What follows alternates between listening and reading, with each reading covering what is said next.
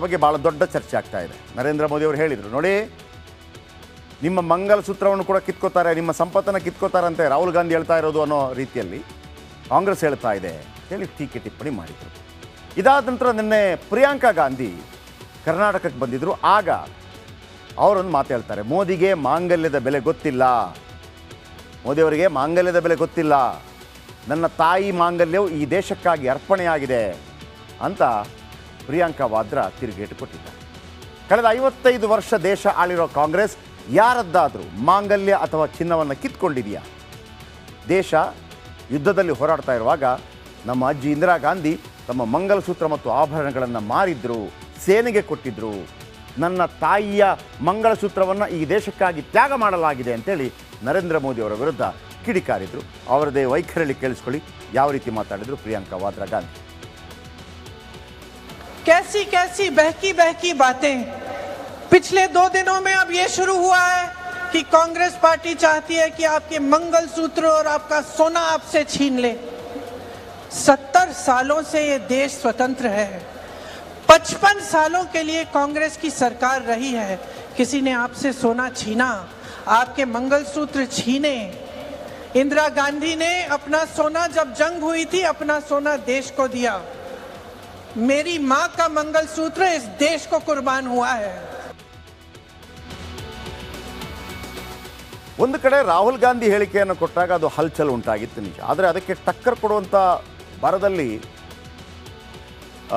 Very first time ಪ್ರಧಾನಮಂತ್ರಿಯಾಗಿ Hindu Muslim ತುಂಬ ಮಕ್ಕಳಿರುವವರು ನುಸುಳುಕೋರರು ಅನ್ನುವಂಥ ಹೇಳಿಕೆ ನರೇಂದ್ರ ಮೋದಿ ಅವರಿಂದ ಬಂದಾಗ ಸಾಕಷ್ಟು ಚರ್ಚೆಗಳು ಶುರುವಾಗಿತ್ತು. ಯಾಕೆಂದರೆ 102 ಲೋಕಸಭಾ ಕ್ಷೇತ್ರಗಳಿಗೆ ಚುನಾವಣೆ ಆದಾಗ ಅಲ್ಲಿ ಪರ್ಸೆಂಟೇಜ್ ವೋಟಿಂಗ್ ಕಡಿಮೆ ಆಗಿತ್ತು. ಕೆಲವರು ಹೇಳೋದು ಇಲ್ಲ, ವೋಟಿಂಗ್ ಕಡಿಮೆ ಆಗಿದೆ, ಹಾಗಾಗಿ ಇದನ್ನು ಡೈವರ್ಟ್ ಮಾಡ್ತಾ ಇದ್ದಾರೆ, ಈ ಕಾರಣ ಆಗಿದ್ದಿರ್ಬೋದು. ತಾಳಿ ಯುದ್ಧ ಶುರುವಾಗಿದೆ, ಯಾವುದಾದ್ರೂ ರೀತಿಯಲ್ಲಿ ಭಾವನಾತ್ಮಕವಾಗಿ ಕೆರಳಿಸಬೇಕು ಅಂತ ಮಾಡ್ತಾ ಇದ್ದಾರೆ. ಒಂದು ಕಡೆ ತುಷ್ಟೀಕರಣ ಮಾಡಬೇಕು ಅಂತ ಮುಸ್ಲಿಮರನ್ನು, ಇನ್ನೊಂದು ಕಡೆ ಹಿಂದೂಗಳನ್ನು ಭಾವನಾತ್ಮಕವಾಗಿ ಸೆಳೆಯಬೇಕು ಅಂತೇಳಿ ಈ ಮಂಗಲಸೂತ್ರ ಮುಂದಿಟ್ಟುಕೊಂಡು ಇದೀಗ ಕೈ ಮತ್ತು ಕಮಲ ಪಾಲಿಟಿಕ್ಸ್ ಮಾಡ್ತಾ ಇದೆ. ಯಾಕೆ ಅಂತ ಗೊತ್ತಾಗ್ತಾ ಇಲ್ಲ. ತಾಳಿ ಪ್ರಸ್ತಾಪಿಸಿದರೆ ಮಹಿಳೆಯರ ಮನಸ್ಸು ಕರಗೋಗುತ್ತಾ? ನೋಡಿ, ನಿಮ್ಮ ತಾಳಿ ಕಿತ್ಕೋತಾರೆ ಅಂದ ತಕ್ಷಣ ಮಹಿಳೆಯರು ಕರಗೋಗ್ಬಿಡ್ತಾರಾ? ಈಗ ಕಾಂಗ್ರೆಸ್ ಏನು ಹೇಳಿದೆ ಅದನ್ನೇ ಟಾರ್ಗೆಟ್ ಮಾಡಿಕೊಂಡು, ಪ್ರಣಾಳಿಕೆಯನ್ನೇ ಟಾರ್ಗೆಟ್ ಮಾಡಿಕೊಂಡು ಜನರ ಮುಂದೆ ಮಾತಾಡ್ತಾ ಇದೆ ನರೇಂದ್ರ ಮೋದಿ. ಸಂಪತ್ತಿನ ಸರ್ವೆ ಮಾಡ್ತೀವಿ ಅನ್ನುತ್ತಿರೋ ರಾಹುಲ್ ಗಾಂಧಿ ಅಂತ ಹೇಳ್ತಾರೆ. ಸಂಬಳ ಕೊಟ್ಟು ಕೂಡಿಟ್ಟವರ ಮೇಲೂ ಕಾಂಗ್ರೆಸ್ಸಿಗರು ಕಣ್ಣಿಡ್ತಾರಾ ಅಂತ ಪ್ರಶ್ನೆ. ಮಕ್ಕಳ ಓದಿಗಾಗಿ ನೀವು ದುಡ್ಡು ಕೂಡಿಡ್ತೀರಿ, ಅಲ್ಲೇ ಕೂಡ ಎಕ್ಸ್ರೇ ತಗೊಂಡು ಆ ದುಡ್ಡು ವಾಪಸ್ ತಗೋತಾರಾ? ಮನೆ ಕಟ್ಟಿಸಬೇಕು ಅಂತ ಕೂಡಿಟ್ಟ ಹಣವನ್ನು ಬಿಡೋದಿಲ್ವಾ ಇವರು ಅಂತ. ಹೆಣ್ಣುಮಕ್ಕಳು ಕೂಡಿಟ್ಟು ಖರೀದಿ ಮಾಡಿದ ಚಿನ್ನ ಕೂಡ ಬಿಡಲ್ವಾ? ನಿಮ್ಮ ಮಂಗಲಸೂತ್ರ ಕೂಡ ಬಿಡಲ್ವಾ ಅನ್ನುವಂಥ ಆರೋಪವನ್ನು ಕೇಸರಿ ಪಡೆಗಳು ಮಾಡ್ತಾನೆ ಇದೆ ಕಾಂಗ್ರೆಸ್ ಮೇಲೆ. ಈ ನಡುವೆ ರಾಹುಲ್ ಗಾಂಧಿ ಒಂದು ಕಡೆ ಪಾಪ ಏನೂ ಗೊತ್ತಿಲ್ಲ ಅಂತೇಳಿ ದೇವೇಗೌಡರು ಹೇಳ್ತಾ ಇದ್ದರೆ, ರಾಹುಲ್ ಗಾಂಧಿಯನ್ನು ರಾಬಿನ್ ಹುಡ್ ಮಾಡುವಂಥ ಪ್ರಯತ್ನಗಳನ್ನು ಕಾಂಗ್ರೆಸ್ ಮಾಡ್ತಾ ಇದೆ. ರಾಬಿನ್ ಹುಡ್ ಒಂದು ಹಾಲಿವುಡ್ಡಲ್ಲಿ ಬರುವಂಥ ಒಂದು ಸಿನಿಮಾ. ಇದರಲ್ಲಿ ಬರುತ್ತೆ ಗೊತ್ತಾ, ಸಲ್ಮಾನ್ ಖಾನ್ ಅವರ ವಾಂಟೆಡ್ ಸಿನಿಮಾ ಬರುತ್ತಲ್ಲ, ಅದೇ ಥರ. ವಾಂಟೆಡ್ ಅಲ್ಲ, ದಬಾಂಗ್ ಸಿನಿಮಾ ಬರುತ್ತಲ್ಲ, ಅಂದರೆ ಇದ್ದವರಿಂದ ಕಿತ್ಕೊಂಡು ಬಡವರಿಗೆ ಕೊಡೋದು, ಅದಕ್ಕೆ ರಾಬಿನ್ ಹುಡ್ ಅಂತ ಕರೀತಾರೆ. ಇದನ್ನು ಹೇಳ್ತಿರೋದು ಯಾರು? ಖರ್ಗೆ ಅವರ ಹೇಳಿಕೆ ಹೆಂಗಿದೆ ಅಂದರೆ ರಾಬಿನ್ ಹುಡ್ಡು, ಇವ್ರು ಬಂದು ಎಲ್ಲ ಬಡವರಿಗೆ ಒಳ್ಳೇದು ಮಾಡ್ತಾರೆ. ಮೋದಿ ನಮ್ಮ ಪ್ರಣಾಳಿಕೆ ಅರ್ಥ ಮಾಡ್ಕೊಂಡಿಲ್ಲ ಅಂಥೇಳಿ ಮಲ್ಲಿಕಾರ್ಜುನ ಖರ್ಗೆ ಕಿಡಿಕಾರ್ತಾರೆ. ಆದರೆ ಜನರ ಮಧ್ಯೆ ಬಂದು ನಮ್ಮ ಪ್ರಣಾಳಿಕೆಯನ್ನು ಅರ್ಥ ಮಾಡಿಸ್ತಾ ಇದ್ದಾರೆ ರಾಹುಲ್ ಗಾಂಧಿ ಅಂಥೇಳಿ ಮಲ್ಲಿಕಾರ್ಜುನ ಖರ್ಗೆ ಶಬಾಷ್ಗಿರಿ ಕೊಡ್ತಾ ಇದ್ದಾರೆ. ರಾಹುಲ್ ಗಾಂಧಿ ದೇಶದಾದ್ಯಂತ ಸಂಪತ್ತಿನ ಬಗ್ಗೆ ಎಕ್ಸ್ರೇ ಮಾಡ್ತಾರಂತೆ. ಅಲ್ಪಸಂಖ್ಯಾತರಿಗೆ ಎಷ್ಟು ಸಿಗಬೇಕೋ ನೋಡಿ ಹಂಚುತ್ತಾರಂತೆ. ಸಂಪತ್ತಿರೋರ ಜಾತಿ ನೋಡಿ ಆಸ್ತಿ ವಶಕ್ಕೆ ಪಡೀತಾರೆ. ಯಾರ ಬಳಿ ಇದೆ, ಯಾರು ಹ್ಯಾಂಡಲ್ ಮಾಡ್ತಾ ಇದ್ದಾರೆ, ಯಾವ ಜಾತಿಯವರು ಅವರು, ಯಾವ ಸಮುದಾಯ, ಇದನ್ನೆಲ್ಲ ನೋಡಿ ಮುಸ್ಲಿಮರಿಗೆ ಕೊಡ್ತಾರಂತೆ. ಶ್ರೀಮಂತರ ಆಸ್ತಿಯನ್ನು ಬೇರೆಯವರಿಗೆ ಹಂಚ್ತಾರಂತೆ ರಾಹುಲ್ ಗಾಂಧಿ.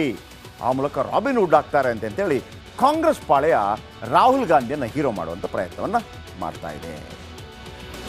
ಈ ಧರ್ಮದಂಗಲ್ ಭಾಳ ಜಾಸ್ತಿ ಆದಂಗೆ ಕಾಣ್ತಾ ಇದೆ. ನರೇಂದ್ರ ಮೋದಿಯವರು ಕೂಡ ನೇರವಾಗಿ ಈ ಧರ್ಮದ ವಿಚಾರವನ್ನು ಮಾತಾಡೋದಕ್ಕೆ ಅಖಾಡಕ್ಕಿಳಿದಿದ್ದಾರೆ. ಅದು ಎಲ್ಲರನ್ನ ಹುಬ್ಬೇರಿಸುವಂತೆ ಮಾಡಿದೆ.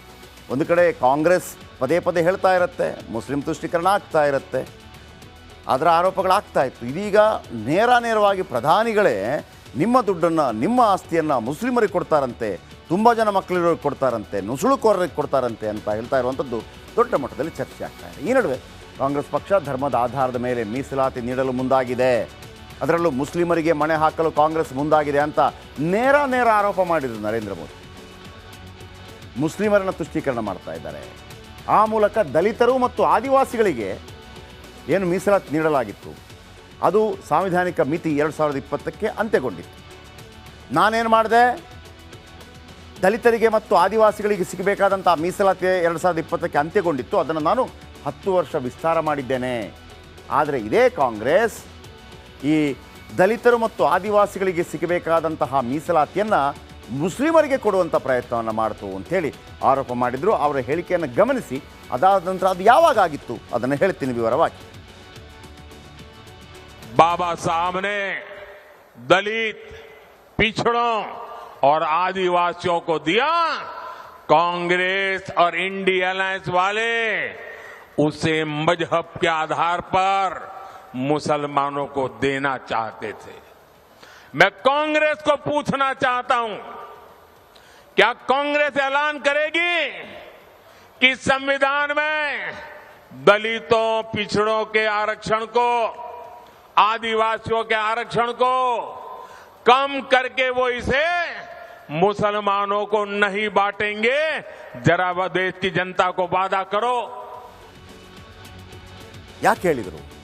ದಲಿತರಿಗೆ ಮತ್ತು ಆದಿವಾಸಿಗಳಿಗಿರಬೇಕಾದಂಥ ಮೀಸಲಾತಿಯನ್ನು ಕಡಿತಗೊಳಿಸಿ ಅವರು ಮುಸ್ಲಿಮರಿಗೆ ಕೊಡ್ತಾ ಇಲ್ಲ ಅನ್ನೋದನ್ನು ಅವರು ವಾದ ಮಾಡಲಿ, ಅದಕ್ಕೆ ವಾದ ಮಾಡಲಿ ನಮಗೆ ಅಂತ ಕೇಳಿದರು. ಮತ್ತೊಮ್ಮೆ ಮುಸ್ಲಿಂ ವಿಚಾರ ಪ್ರಧಾನಿಗಳ ಬಾಯಿಂದ ಬಂತು. ಏನನ್ನು ಹೇಳೋಕೆ ಹೋಗ್ತಾ ಇದ್ದಾರೆ?